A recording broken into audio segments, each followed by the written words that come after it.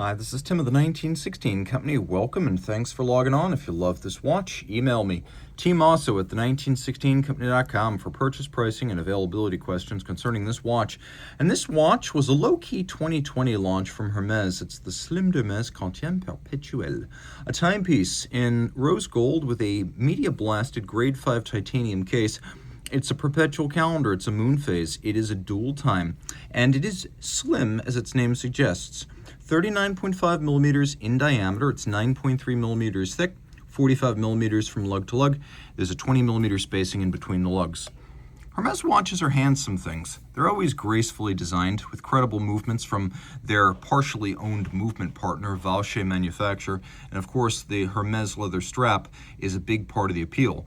And on the wrist, it wears well. I could see this wearing well on a wrist as small as 14 centimeters circumference, and it would easily clear a cuff because it is so slim. The timepiece, when viewed over the top, and this always exaggerates the width of a watch, you could still see the lugs are not beyond the edge of my wrist. The fit is excellent. We have large rectangular symmetrical scale alligator leather, so Hermes knows leather, and they've selected a high quality cut of the beast here. It's a rare cut on the hide. You can only find these scale patterns really on the belly.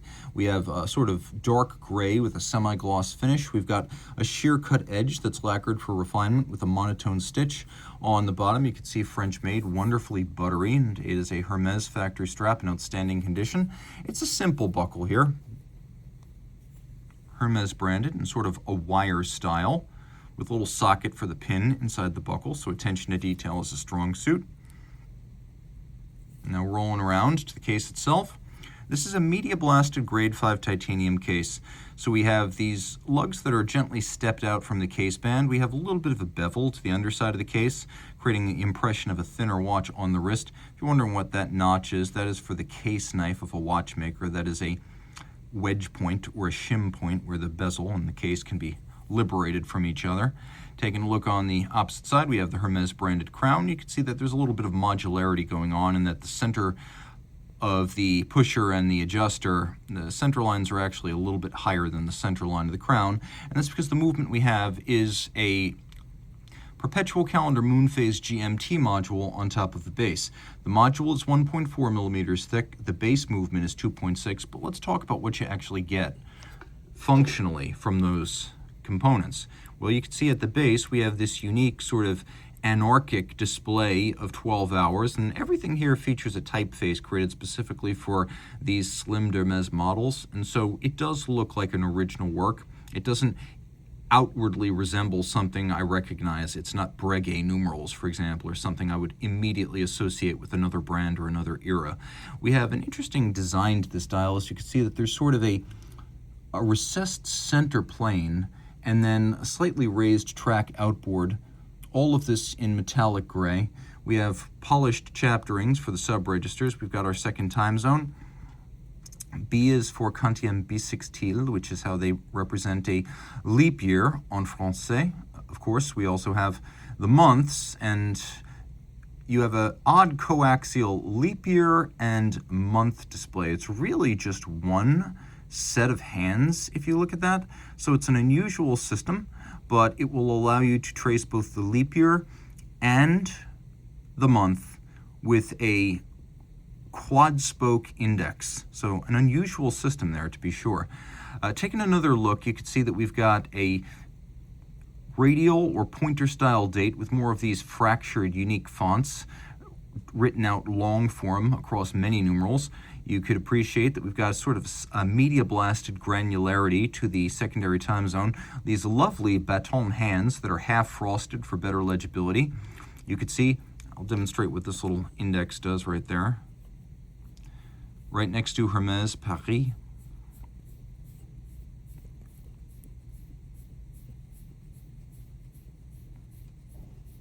We have a little day-night indicator, so you know when not to use the pusher adjusters to correct the calendar. You want to make sure you're solidly in the day. And then we have a moon phase display that has a mother of pearl moon and an aventurine glass disc. Turning over now, This is a titanium case, they do not lie, and underneath we have what they call the H1950. Important to recognize that this is essentially a Valchet manufacturer 5401 micro rotor automatic, and Hermes is one of the stakeholders in Valchet manufacture. It's why you'll find a Valchet movement in a Hermes watch, and you'll find Hermes straps on Parmigiani watches, and of course Valchet is the movement arm of Parmigiani. The movement is fairly large at 30 millimeters in diameter, so it nicely fills this case back. You can see there's a unique sort of snailing across the bridges in addition to the Hermes monogram. There is that, but then we've also got this rather deeply grooved spiral snailing, and we've got beveling in all of the jewel and screw sinks. We've got a more than handsome polished bevel on the edge of each bridge. It's a narrow bevel, so it doesn't necessarily jump out at you, but when you orient the movement relative to the light, you do see that the bevel is there. And then we've got engine turning, fairly tight and concentric on the base plate with polished screw heads that look great. Technical specifications, we have ceramic ball bearings for the micro rotor. The advantage of a micro rotor is it gives you all the convenience of an automatic, but it gives you the thin profile of a manual and the open, unobstructed case back view of a manual. We've got a beat right here of 3 Hertz with a free sprung balance, and you may be wondering, is there stop seconds? You can see there is not a hacking function. But then again, if you go to the other side, you will notice that there is also not a seconds hand. We have the free sprung balance, which allows for very precise adjustment in those 5 positions, characteristic of high horology and chronometer watches. The free sprung balance also makes it more shock tolerant, as a shock can change the timing on a conventional watch with a mobile stud index, but not on a free sprung architecture. It is a 42-hour power reserve, and I should mention that the perpetual calendar system, for those of you who may be encountering this mechanism for the first time, it's unrelated to the second time zone at the bottom. That's just a second time for your reference. The perpetual calendar ensures that you don't need to make any corrections to the watch, assuming it stays running until the year 2100. And then the moon phase has an adjustment interval of once every 122 years. It is a 29 jewel movement, and like I said, 30 by 2.6 millimeters thick. It is an impressively broad and thin base caliber. The watch, with its 42-hour power reserve, is suitable for everyday use, but not for everyday swimming, as it is 30 meters water resistant. If you love this watch, reach out to Team Mosso at the 1916company.com for purchase and pricing details.